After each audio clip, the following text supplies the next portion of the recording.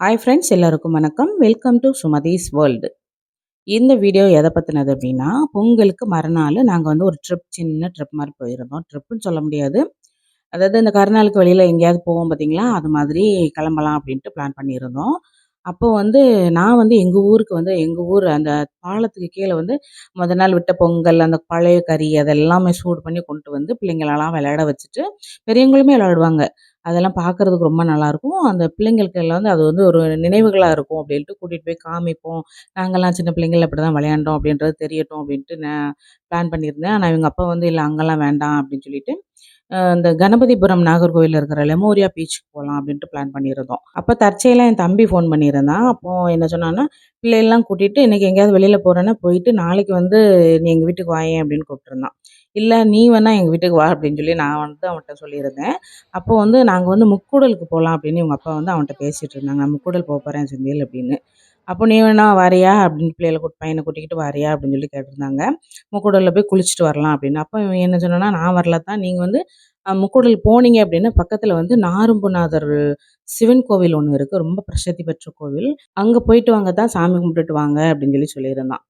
அப்போ அவனோட ஸ்கூல்ல இருந்து ஸ்டூடண்ட்ஸ் எல்லாம் கூட்டிட்டு போகும்போது, அந்த கோவிலுக்கு போனதா அவன் சொல்லியிருந்தான். நல்லா இருந்துச்சு பார்க்குறதுக்கு. சுத்தி நல்ல இடங்களும் நல்லாயிருக்கும். அந்த சாமிக்கு வந்து நல்லா ஒரு வைப்ரேஷன் இருக்கும். போயிட்டு வாங்க. ரொம்ப பக்கம் தானே அப்படின்னு சொல்லி சொல்லியிருந்தான். திருப்பி நாங்க வாரியான்னு அவன கேட்டதுனால என்னவோ தெரியல. ஒரு 1/2 மணி நேரம் கழிச்சு மறுபடியும் சரி நானும் வாரேன் கிளம்பலாமா அப்படின்னு சொல்லிட்டு, ஒரு 11 மணிக்கு மேல தான் நாங்க கிளம்பி போனோம். அவன போய் அவங்க வீட்ல கூட்டிட்டு அதுக்கப்புறமா போனோம். பார்த்தீங்கன்னா, ரொம்ப சூப்பரா இருந்துச்சு கோவில். நல்லா அதாவது அந்த முக்கூடல்ல என்ஜாய் பண்ணும்போது, வீடியோஸ் எதுவுமே எடுக்க முடியல. ஏன்னா, அங்கேயுமே மழை பெஞ்சுட்டே இருந்துச்சு. பிள்ளைங்கள்லாம் நல்லா என்ஜாய் பண்ணி குளிச்சுட்டே இருந்தாங்க. ஃபுட்பால் எல்லாம் உள்ள எடுத்துட்டு போய் பால்லாம் போட்டு நல்லா விளையாண்டு குளிச்சுட்டு இருந்தாங்க. அங்க வந்து நெறைய குட்டீஸ் தான் கூட்டம் அதிகமா இருந்துச்சு. அந்த குட்டீஸ பாதுகாக்கிறதே எல்லாத்துக்குமே வேலையா இருந்துச்சு. நல்லா என்ஜாய் பண்ணி சாமியெல்லாம் கும்பிட்டுட்டு, நாங்க வந்து வரதுக்கு வீட்டுக்கு நைட்டு 7 மணி போல ஆயிட்டு. இது வந்து நெறைய பேர் கேட்டிருந்த நம்ம பலக்காய் குழம்பு. அதாவது பொங்கக்கறின்னு சொல்லுவோம். கொள்ளக்கறி அப்படின்னு சொல்லுவோம் பார்த்தீங்களா? அது வந்து ஆல்ரெடி நான் இன்னொரு நாள் எடுத்து வச்சிருந்த வீடியோ தான் நான் இது கூட ஜாயின் பண்ணி உங்களுக்கு குடுக்குறேன். அது வந்து பொங்கலுக்கு முன்னாலயே குடுக்கணும்னு நெனச்சேன். எனக்கு வேலை ரொம்ப டைட்டா இருந்ததுனால, என்னால இது வந்து எடிட் பண்ணி போட முடியல. ஸோ இந்த வீடியோல அட்டாச் பண்ணிட்டேன். ஆல்ரெடி நான் வந்து பருப்பு எல்லாமே நம்ம சாம்பாருக்கெல்லாம் அவிச்சு வைப்போம் பார்த்தீங்களா? அதே மாதிரி பருப்பு வந்து அவிச்சு வச்சிருந்தேன். 1/4 கிலோ அளவுக்கு பருப்பு அவிச்சு வச்சிருந்தேன். அப்புறம் வந்து நாட்டு காய்கறிகள் எல்லாமே கட் பண்ணி வச்சிருந்தேன். வாழைக்காய், அப்புறமா கத்தரிக்காய் மட்டும் தண்ணீல போட்டு வச்சுக்கோங்க. புளி வந்து ஊற வச்சிருக்கேன். கிழங்குகள் கருணக்கிழங்கு, சேமக்கிழங்கு, சிறுகிழங்கு, உருளைக்கிழங்கு எல்லாத்தையுமே 3 விசில் வச்சு அவிச்சு, உரிச்சு குட்டி குட்டியா கட் பண்ணிட்டு வச்சிருக்கேன். அப்புறமா சேனக்கிழங்க மட்டும் தனியா கொஞ்சமா உப்பு போட்டு அவிச்சு வச்சுக்கோங்க. ஏன்னா, அந்த காரல் வந்து குழம்புல இறங்கிட்டு அப்படின்னா, குழம்பு வந்து டேஸ்ட்டு சுத்தமா போயிரும். அதனால அத தனியா அவிச்சு, அந்த தண்ணியெல்லாம் இருத்துட்டு தான் உள்ள சேர்க்க போறோம். அதையும் தனியா வச்சுக்கோங்க. பருப்பு வந்து ஆல்ரெடி நான் வந்து அவிச்சு வச்சிருக்கேன். இது வந்து ஒரு மினி பொங்க குழம்பு அப்படின்னு கூட சொல்லிக்கலாம். நெறைய பேர் கேட்டிருந்தீங்க. சாரி என்னால பொங்கலுக்கு முன்னால இது வந்து குடுக்க முடியல. போன சேனல்ல வந்து இது வந்து ரொம்ப ஹிட்டா போயிட்டு இருந்த வீடியோ. அது டெலீட் ஆனதுனால நெறைய பேர் மிஸ் பண்ணீங்க இந்த வீடியோவ. நானுமே ரொம்ப ரொம்ப மிஸ் பண்ணேன். ஸோ இப்ப பார்க்கலாம். கொஞ்சமா எண்ணெய் சேர்த்துருக்கேன். பெரிய பாத்திரத்தில வச்சுக்கோங்க. ஏன்னா காய்கறி, கிழங்கு, பருப்பெல்லாம் சேர்க்கும்போது குழம்பு வந்து நெறைய வந்துரும். இப்ப வந்து ஃபர்ஸ்ட்டு பல்லாரி, தக்காளி, வெண்டைக்காய், பச்சை மிளகா அந்த மாதிரி ஐட்டங்கள் கருவேப்பிலை அதெல்லாம் சேர்த்துட்டு ஃபர்ஸ்ட்டு ஒரு வதக்கிக்கோங்க. அதுக்கப்புறமா பூசணிக்காய், தடியங்காய், சவுக்காய், அப்புறமா புடலங்காய் அந்த மாதிரி காய்கள்லாம் சேர்த்துக்கலாம். கேரட், பீன்ஸு உங்ககிட்ட எந்தெந்த காய்கறி இருக்கோ. பொதுவாவே இந்த பொங்கலுக்கெல்லாம் பார்த்தீங்கன்னா, அந்த ஒத்த படையில வந்து காய் சேர்ப்பாங்க. அதாவது 7, 11, 9 அந்த மாரி எவ்வளோ காய்கறி கிழங்கு எல்லாமே அதில கணக்குல எடுத்துக்கலாம்.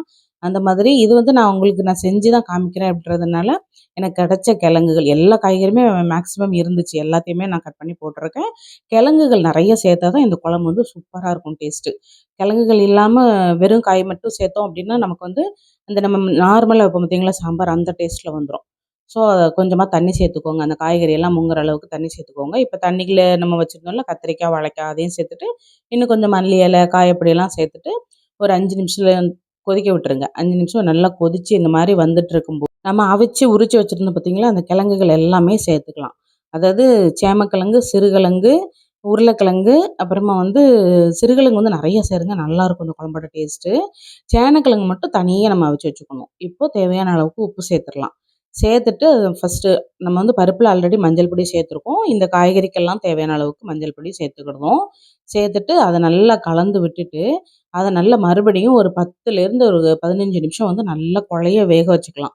இந்த குழம்புல உள்ள காய்கறி, கிழங்குகள் எல்லாமே நல்லா குழஞ்சு வந்துரணும். அப்பதான் வந்து டேஸ்ட் நல்லாருக்கும். காயப்பொடி வந்து நல்லா நெறையாவே சேர்த்துக்கோங்க. மல்லி இலை, காயப்பொடியெல்லாம் நெறைய சேர்க்கும்போது தான் இந்த குழம்பு வந்து ட்ரெடிஷ்னலான ஒரு டேஸ்ட் கிடைக்கும். இப்போ குழம்போட ஹீரோ அப்படின்னு கூட சொல்லலாம். இதுதான் இந்த பொடி இது ஒண்ணு தயாரிப்போம். அதாவது ஒரு திருச்சு போடுவோம். அதுதான் இந்த குழம்போட ஹைலைட்டே. நான் வந்து அதுக்கு காரமும், புளிப்பும் இந்த குழம்புக்கு வந்து கண்டிப்பா சூப்பரா தூக்கலா இருக்கணும். அப்பதான் வந்து டேஸ்ட்டு சூப்பரா இருக்கும். ஒரு 15 வத்தல் நல்லா வந்து ட்ரை ரோஸ்ட் பண்ணிக்கோங்க. ட்ரை ரோஸ்ட் பண்ண முடியல அப்படின்னா லைட்டா எண்ணெய் சேர்த்துக்கோங்க. சேர்த்துட்டு நல்லா வறுத்தெடுத்து தனியா வச்சுக்கோங்க. ரொம்ப கரிஞ்சு போயிறக்கூடாது. இதில உள்ள இன்கிரீடியன்ட்ஸ் எல்லாமே நான் சைட்ல குடுத்துருக்கேன் பார்த்துக்கோங்க. துவரம்பருப்பு, உளுந்தம்பருப்பு, மல்லி, மிளகு, கடுகு, வெந்தயம், பச்சரிசி, ஜீரகம், அப்புறமா ஒரு துண்டு காயம் எல்லாத்தையுமே நல்லா ட்ரை ரோஸ்ட் பண்ணிக்கிறேன். எல்லாத்தையுமே ஒண்ணாவே சேர்த்துடலாம். ஏன்னா ஆல்மோஸ்ட் வந்து ஒரே ஹீட்ல தான் எல்லாமே இருக்கும். நார்மல் ஹீட்ல வச்சுக்கணும். ஆனா வந்து ரொம்ப தகதகன்னு போட்டோம் அப்படின்னா, டக்குன்னு கரிஞ்ச மாதிரி ஆயிரும். குழம்பு வந்து டேஸ்ட் வந்து ஒரு மாரி கடுத்த டேஸ்ட்ல கிடைக்கும். ஸ்மெல்லும் நல்லா இருக்காது. ஸோ நல்ல மிதமா, நல்லா அவசரம் இல்லாம நல்லா வறுத்து தனியா வச்சுட்டு, அந்த அளவுகள் எல்லாமே குடுத்துருக்கேன் பார்த்துக்கோங்க. இது வந்து தனியா வச்சுட்டு, அதுக்கப்புறமா ஆறுனதுக்கு அப்புறமா மிக்ஸியில சேர்த்துட்டு நல்லா திரிச்சு வச்சுக்கணும். இத ஆற வச்சிரலாம். இப்ப நம்ம அவிஞ்சிட்டு இருக்க காய்கறிகள் எல்லாமே பார்த்தீங்க அப்படின்னா, நல்ல ஓரளவுக்கு அரை வேக்காடுக்கு மேலேயே அவிஞ்சிருக்கும். இப்போ அதாவது ஒரு லெமன் சைஸுக்கு கொஞ்சம் அதிகமாவே புளி சேர்த்துருக்கேன். அத வந்து 2 கப் அளவுக்கு தண்ணீல கரைச்சுட்டு உள்ள சேர்த்துருக்கேன். இப்போ நம்ம அவிச்சு வச்சிருந்த பருப்பு, துவரம் பருப்பு கூட அதாவது 200 கிராம் துவரம் பருப்பும், ஒரு 50 கிராம் அளவுக்கு சிறுபருப்பும் சேர்த்துட்டு, அது கூட கொஞ்சமா மஞ்சள் தூளும், கொஞ்சமா எண்ணெய சேர்த்துட்டு, நல்லா அந்த பருப்பு வந்து மசிய வேக வச்சு கடைஞ்சு வச்சுக்கணும். இப்போ அதையுமே உள்ள சேர்த்து விட்டுறலாம். இப்போ மறுபடியும் அத நல்லா மூடி வச்சுட்டு கொதிக்க வச்சிரலாம். இது வந்து இந்த மாரி ப்ராசஸ வந்து கொஞ்சம் கொஞ்சமா பார்த்து பார்த்து பண்ணும்போது அந்த குழம்போட டேஸ்ட் வந்து நல்ல ஒரிஜினலா கிடைக்கும். சூப்பரா இருக்கும். இப்போ நல்லா ட்ரையான மிக்ஸர் ஜார்ல நம்ம வறுத்து வச்சிருந்த வத்தல்ல காம்பெல்லாம் எடுத்துட்டு, ஃபர்ஸ்ட்டு நல்லா ஒரு ஓட்டு ஓட்டிட்டு, இந்த மாதிரி நல்லா திரு திருன்னு வந்ததுக்கு அப்பறமா, நம்ம வறுத்து வச்சிருந்த பருப்பு, மல்லி அதெல்லாமே சேர்த்துக்கலாம். சேர்த்துட்டு இதையுமே ஒரு 90% போல கொஞ்சம் கொர கொரப்பா தான் அரைச்சு வச்சுக்கணும். அப்பதான் நல்லாயிருக்கும். ரொம்ப பட்டு போல அரைச்சிடக்கூடாது. சாம்பார் பொடி மாதிரி. இப்போ இத வந்து ஒரு 1/2 கப் அளவுக்கு தண்ணீல கலந்து வச்சுக்கலாம். ஏன்னா, நம்ம காய்கறி, பருப்பு எல்லாமே நெறைய போட்டுருக்கோம். கொஞ்சம் கத கதன்னு இருந்த மாதிரி இருக்கும். அது கூட இப்ப இது சேர்க்கும்போது எங்கேயாவது கட்டியா நின்னுட்டுருக்கும். சாப்பிடும்போது அன்ஈஸியா இருக்கும் அது வந்துட்டுனா.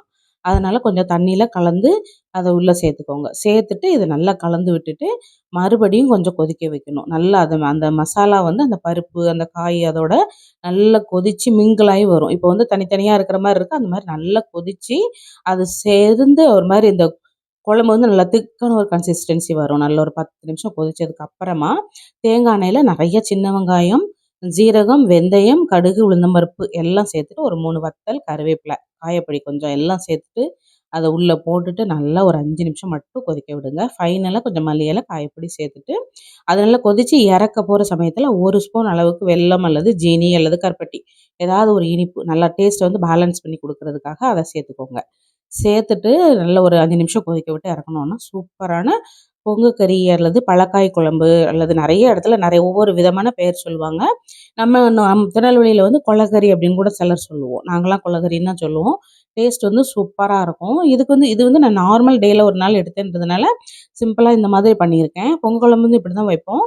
ஆனா அவியல், பச்சடி, அந்த பொரியல் எல்லாம் சேர்த்து நம்ம பொங்கல் அன்னைக்கு வச்சுட்டு, அத ஈவினிங் போல வத்த குழம்பு வச்சு அத சூடு பண்ணும்போது குழம்பு இப்படி தான் இருக்கும். அத எல்லாம் சூடு பண்ணி 2, 3 நாள் வச்சிருந்து சாப்பிடும்போது, அந்த பச்சரிசி சம்பா சாதத்துக்கும், அந்த தோசை, இட்லியோட சாப்பிடும்போது அவ்ளோ டேஸ்ட்டா இருக்கும். கண்டிப்பா எத்தன பேர் இந்த குழம்பு டேஸ்ட் பண்ணியிருக்கீங்கன்றத எனக்கு கீழ கமெண்ட்ல சொல்லுங்க. இந்த வீடியோ இதோட முடிஞ்சுச்சு. இந்த வீடியோ கண்டிப்பா உங்களுக்கு ஏதாவது வகையில யூஸ்ஃபுல்லா இருந்துச்சுன்னா, வீடியோக்கு லைக் பண்ணிட்டு சப்ஸ்கிரைப் பண்ணிக்கோங்க. நாளைக்கு சூப்பரான இன்னொரு விளாக்ல சந்திக்கலாம்.